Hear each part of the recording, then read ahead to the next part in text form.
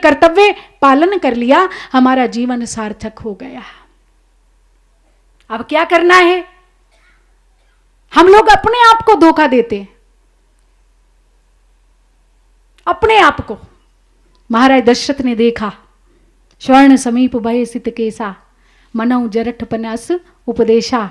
Warrant जारी हो गया, क्षमताएं कम हो गई, हृदय में संकल्प आया, प्रणिप युवराज राम कह देहूं, जीवन लाभ जानी लेहूं। अपने जीवन का लाभ प्राप्त करो और अपने समय रहते अपनी सत्ता को छोड़ो, वरना जीव मृत्यु के अंतिम क्षणों तक भी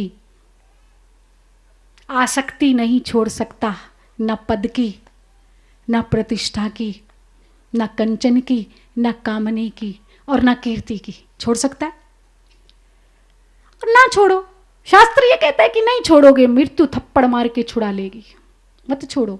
जब मृत्यु आ जाए तो उससे भी कह देना कि अभी मेरा थोड़ा काम बाकी है, थोड़ी देर ठहर जा, थोड़ी देर रुक जा।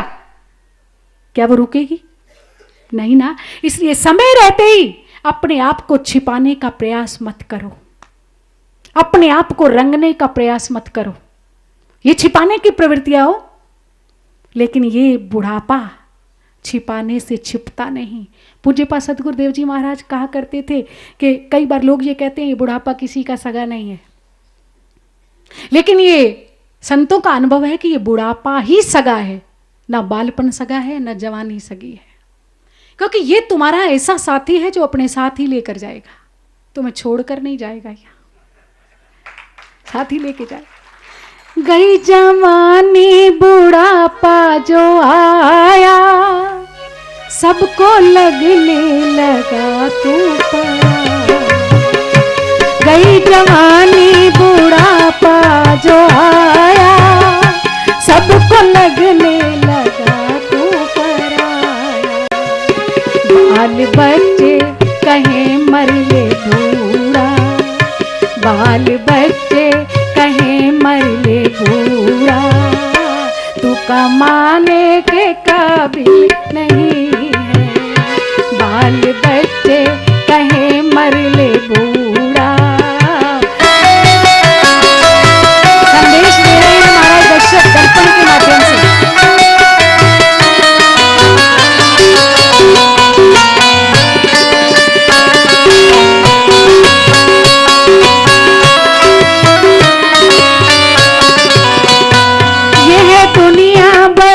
खूबसूरत जिसकी रहती है तुमको जरूरत।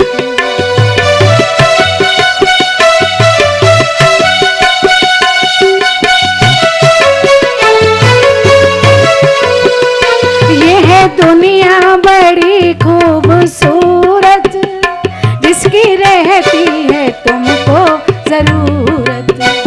पर ये माया की मनमोहनी मूरत, पर ये माया की मनमोहनी मूरत, दिल लगाने के काबिल नहीं है।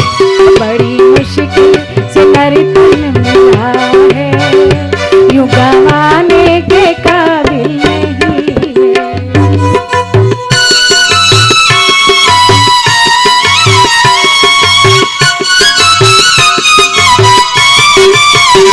क्या कहते हैं ये सफेद केश, स्वर्ण समीप भय सित केसा।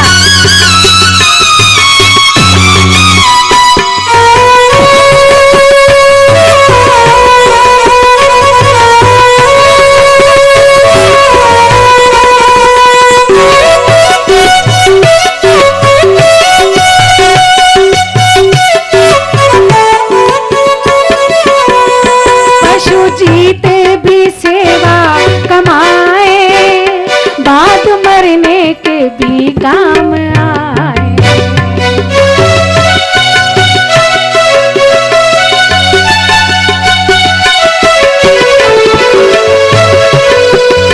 पशु जीते भी सेवा कमाए, बाद मरने के भी काम आए। तूने नर बन के सेवा नहीं की, तूने नर बन के सेवा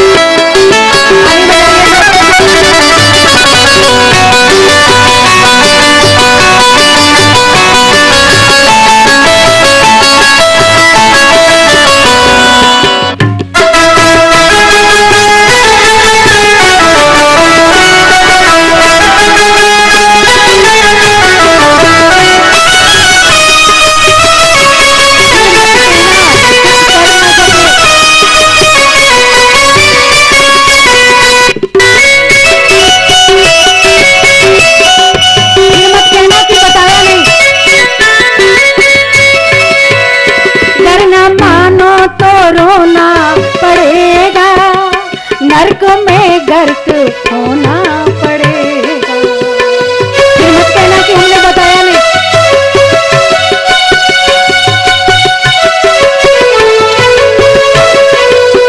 अगर न मानो तो रोना पड़ेगा, नर्क में सेट होना पड़ेगा। वो ऐसा होगा बुरा हाल तेरा, वो ऐसा होगा बुरा हाल तेरा, जो बताने के काबिल नहीं। बड़ी मुश्किल से नर्तन मिला है, यूं गंवाने के काबिल नहीं है।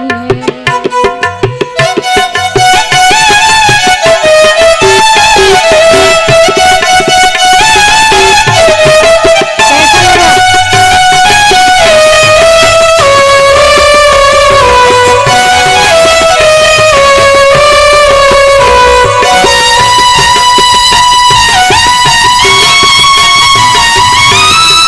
फिर मत कहना कुछ कर ना सके।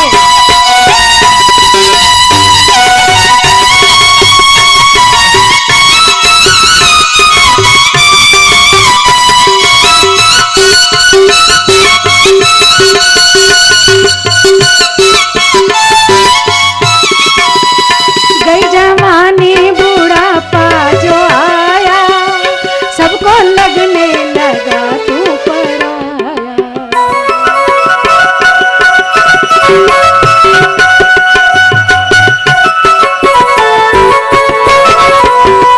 गई जवानी बुढ़ापा जो आया, सबको लगने लगा तू पराया। वो बाल बच्चे कहे मर ले बूढ़ा, बाल बच्चे कहे मर ले बूढ़ा, तू कमाने के काबिल नहीं है। तुझे अनमोल नर्तन मिला है, तू गंवाने के काबिल नहीं है।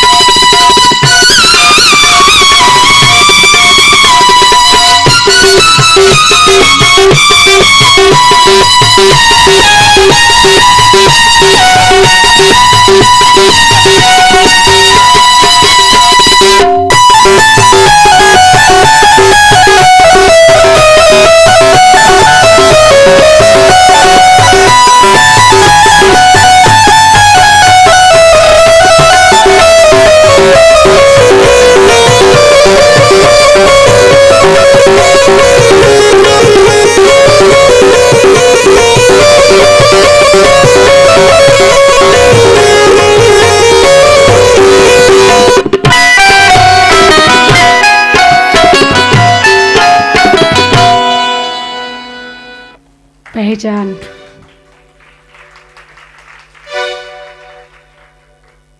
नाता, नाता वो जो कभी था ही नहीं, रिश्ता जो सदैव रिश्ता रहता है। आज प्यार हुआ, कल अनबन हो गई, परसों नफरत हो गई। जिसके बिना एक क्षण भी नहीं रह सकते थे, आज लगता है कि ये तो मेरे सामने ही नहीं आना चाहिए। ऐसे होते हैं हमारे रिश्ते। इसी का नाम संसार है। और ऐसे आसक्त जीवन में हम ये सोच लें कि सृष्टि का हमने ठेका ले लिया, परिवार का हमने ठेका ले लिया।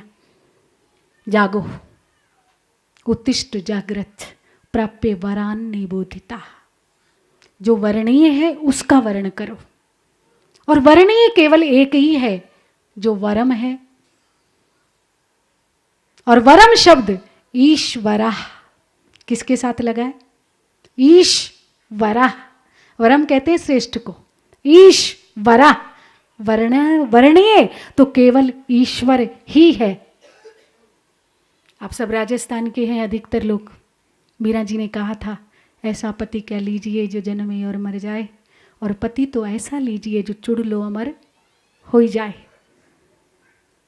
कभी जीवन में दुख का प्रवेश ना हो, उस जगत पति को अपना पति बना लीजिए, तो जीवन में कभी रोना नहीं पड़ेगा, कभी भी नहीं रोना पड़ेगा, क्योंकि पहले से ही आप शांत रस में जिएंगे।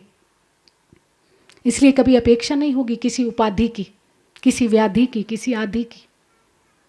महाराज दशरथ ने समय रहते ही समझा हम अपने आप को धोखा देते हैं, किंतु महाराज दशरथ ने अपने आप को धोखा नहीं दिया। वेदवादी हैं। स्वर्ण समीप भय सित केसा, मनौ जरठपन अस उपदेशा। आपके साथ आपके बच्चे चीटिंग करें, नकली बाप खड़ा करके साइन करा के नॉमिनी करा लें, उससे पहले ही संभल जाइए, चौथेपन जाइए नृपकानन। आज कलिकाल में ये सब हो रहा है, अनुभव है हमारा। ऐसे कई लोग आते हैं, क्योंकि जब बहुत व्यथित हो जाते हैं ना, जब संसार की बहुत चोट लगती है। और एक बात और बताऊं आपको, जब अपना ही कोई ठोकर मारता है तो जीव सीधा परमात्मा के चरणों में पहुंच जाता है। जब तक अपना कोई अपना प्यारा, जिससे आप सबसे अधिक प्यार करते हैं, वो आपको ठोकर नहीं मारेगा ना, तब तक आपको वैराग्य नहीं होगा। महाराज दशरथ समय से चैतन्य हुए, संकल्प किया, प्रजा से कुछ नहीं कहा, देख लिया कि हमारा वारंट जारी हुआ है, इसलिए जो करने योग्य काम है, कर्तव्य है, उसे तुरंत पूरा कर लेना चाहिए। और उस कर्तव्य की पूर्ति के लिए सीधे गुरुदेव के पास गए। गुरुदेव से जाकर कहा, जब अपनी मनोकामना प्रस्तुत की तो गुरुदेव गदगद हो गए। बोले शुभ संकल्प है, बोले बता दीजिए मुहूर्त। वशिष्ठ जी मुस्कुराए, बोले जो सब मुहूर्तों का मूल है उसके लिए क्या मुहूर्त निकालना। सुदिन सुमंगल तबहि जब राम होई युवराज। सृष्टि में जितने मंगल कृत्य होते हैं उनके लिए राम जी का आवाहन करना पड़ता है। मंगलम भगवान विष्णु, मंगलम गरुड़ध्वजा, मंगलम पुंडरीकाक्ष, मंगलाय तन्नो हरि, मंगल भवने अमंगल हारी, रमो दशरथ अजर बिहारी। सारे मंगलों के लिए जिनका हम प्रथम आवाहन करते हैं, ताकि हमारे किसी भी सत्कर्म में, मंगल कृत्य में विघ्न ना आ जाए, उनके लिए क्या मुहूर्त ढूंढना। इसलिए जाओ तैयारी करो। सुदिन सुमंगल तबहि जब राम होई युवराज। वशिष्ठ जी ने कह दिया, बोले उसी समय मंगल है, उसी समय शुभ मुहूर्त है जिस समय राम को युवराज पद दिया जाएगा। उन्होंने ये नहीं कहा कि आज दे दो, उन्होंने ये भी नहीं कहा कि कल दे दो, उन्होंने ये भी नहीं कहा कि नौमी पे देना, कि एकादशी पे देना, कि तृतीया पे देना, अक्षय तीज पे दे देना, बढ़िया नौमी पे दे देना, कभी भी दे देना। ऐसी कोई तारीख, कोई जोग, लगन, ग्रह, वार कुछ नहीं बताया। केवल इतना ही कहा कि जब राम होई युवराज, केवल इतना। महाराज दशरथ परम प्रसन्न हो गए। प्रजा में अनाउंसमेंट भी हो गया, घोषणा भी हो गई। कई बार लोग प्रश्न करते हैं कि वशिष्ठ जी ने मुहूर्त निकाला, फिर भी राम राज्य क्यों टल गया, क्यों टला? 14 वर्षों के लिए टल गया। राम राज्य का देश भी बदल गया, पात्र भी बदल गया और व्यक्ति भी बदल गया। क्यों बदला? वशिष्ठ जी ने मुहूर्त निकाला था, वशिष्ठ जी का मुहूर्त भी फेल हो गया, विफल हो गया। और तब मानस दर्शन ने कहा, गोस्वामी तुलसीदास जी ने, कि वशिष्ठ जी का मुहूर्त कभी फेल नहीं हो सकता, क्योंकि वो गुरु है और गुरु सदैव अपने शिष्य की चैतन्यता को जगाता है, उसका सदैव हित देखता है। वशिष्ठ जी की आज्ञा का अगर पालन हुआ होता तो राज्य में कभी भी विघ्न नहीं पड़ता। आदेश का पालन ही नहीं हुआ, बोले कैसे कह सकते हो? राम राज्य अभिषेक की तैयारियां हो रही हैं, प्रजा में घोषणा हो रही है, चारों तरफ सारा दर्शन दिखाया जा रहा है, पंपलेट बांटे जा रहे हैं, पोस्टर लगाए जा रहे हैं, मनादी कराई जा रही है, फिर भी आप कहते हैं कि उसी समय नहीं हुआ। बोले नहीं हुआ। वशिष्ठ जी ने क्या कहा था? ये थोड़ी कहा कि कल राज्य अभिषेक करना, उन्होंने ये कहा था कि सुदिन सुमंगल तब ही जब राम हो युवराज। सुदिन सुमंगल तभी है जब राम को तुम युवराज बना दोगे, क्योंकि सारे मंगल अपने आप उनके चरणों में आकर गिरेंगे। तो दशरथ जी महाराज को चाहिए था कि उसी समय राम जी को बुलाते और सीधा राज तिलक कर देते। तो राज्य 14 वर्षों के लिए टलता नहीं, क्योंकि राम राज्य बनाना इतना आसान नहीं है। गुरु के वचन प्रतीति ना जेही और सपने सुख संपत्ति नहीं तेही, महाराज दशरथ समझ नहीं पाए। और राज्य, क्योंकि एक रात जो बीच में पड़ी, केवल एक रात, उसमें सारा कुछ बदल गया, देश भी, काल भी और पात्र भी। बदला क्यों? संकल्प भी अच्छा है, राम जी को युवराज पद देने वाले हैं, गुरु जी के पास भी गए हैं, मुहूर्त भी पूछा है, सारे काम तो सही है, लेकिन फिर भी राम राज्य बन नहीं पाया। क्यों नहीं बन पाया? कारण कि महाराज दशरथ सगुण निर्गुण निराकार ईश्वर को सगुण बना सकते हैं, विराट ब्रह्म को नन्हा बालक बनाकर अपनी क्रोड़ी में खिला सकते हैं, उनकी बाल लीलाओं का आनंद अपने आंगन में ले सकते हैं, उनका विवाह अपने खुले नेत्रों से संपन्न करा सकते हैं, उनकी हर लीला को देख सकते हैं। लेकिन जहां तक राम राज्य का प्रश्न है, वो दशरथ नहीं बना सकते, क्योंकि राम राज्य वेदों से प्रदत्त राज्य नहीं है, राम राज्य वेदों से ऊपर उठा हुआ राज्य है। महाराज दशरथ केवल वेद हैं, और वेद आपको उपासक बना सकते हैं, आपको कर्मकांडी बना सकते हैं, आपको ज्ञानी बना सकते हैं, आपको ज्ञानी बना सकते हैं, वेद उपासक बना सकते हैं, कर्म योगी बना सकते हैं, किंतु आपको राम राज्य का निवासी नहीं बना सकते। उसके लिए वेदों से ऊपर उठना पड़ेगा। जैसे भगवती गीता में कहा, त्रय गुणया विश्वा वेदा निस्त्रय गुणो भव अर्जुन, तीनों गुणों से ऊपर उठो, तीनों अवस्थाओं से ऊपर उठो, तीनों शरीरों से ऊपर उठो, तब तुम अपने जीवन में राम राज्य की स्थापना कर पाओगे। और राम राज्य को नीति का राज्य नहीं है, राम राज्य प्रेम का राज्य है, और प्रेम राज्य की स्थापना महाराज दशरथ नहीं कर सकते, वो काम कोई और पूरा करेगा। व्यवहारिक पक्ष में देखें तो वेद उस प्रभु तक नहीं पहुंच सकते, राम राज्य की स्थापना नहीं कर सकते, बाकी सारे कृत्य कर सकते हैं। इसे हमारी गीता में क्रिया विशेष बहुलाम, क्योंकि जो वेदवादी होते हैं उनका अधिकतर ध्यान कर्म कांड में रहता है, वो विचार और भावना में नहीं जा पाते, और विचार और भावना के बिना कभी भी तुम राम राज्य की स्थापना, 3 प्रक्रियाएं हैं, एक विचार, एक भावना और एक प्रक्रिया। जो वेदवादी लोग हैं उनकी सबसे अधिक आसक्ति क्रिया में होती है, प्रक्रिया में, विचार और भावना को वो गौण कर लेते हैं। और अगर आध्यात्मिक पक्ष में देखें तो महाराज दशरथ एक योगी हैं, और ऐसा लगा जैसे योगी परम तत्व को प्राप्त करते करते अपने पथ से भ्रष्ट हो गया हो, क्योंकि योगी का जो जीवन है वो बड़ा सावधानी का जीवन होता है। जरा सी सावधानी घटी और दुर्घटना, सावधानी के हटते ही दुर्घटना घट जाती है, और यही महाराज दशरथ जैसे योगी के साथ हुआ। और दुर्घटना घटी क्यों? मैंने आपसे कल के प्रसंग में कहा था